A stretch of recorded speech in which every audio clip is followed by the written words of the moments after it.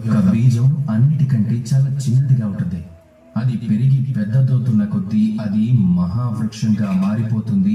వేల సంవత్సరాల వరకు అది జీవిస్తుంది, నీడనిస్తుంది, పక్షులకు నివాసం అవుతుంది. యాత్రికులకు ఆ వృక్షం సేద తీరడానికి ఉపయోగపడుతుంది. ఎలా? ఆ చిన్న విత్తనం భూమిలోకి వెళ్ళాక తన విస్తరణ ఆరంభిస్తుంది, కానీ అంధకారంలో ఉంటుంది. ఎంత ఎండ కాసినా, ఎంత చలి వేసినా అది ఏమాత్రమూ పట్టించుకోదు. ఆ తర్వాత కొన్ని రోజులకు ఆ విత్తనం మొలకెత్తుతుంది. క్రమక్రమంగా అది ఒక మహావృక్షమై విస్తరిస్తుంది. చూడండి, జీవితంలో కూడా కష్టాలనేవి వస్తాయి. అవి మిమ్మల్ని ఓడించడానికి రావు.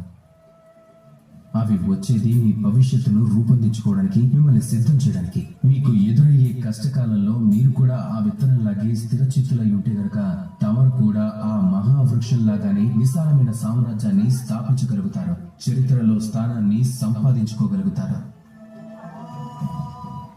రండి, నాతో కలిసి ప్రేమగా పలకండి, రాధా కృష్ణ.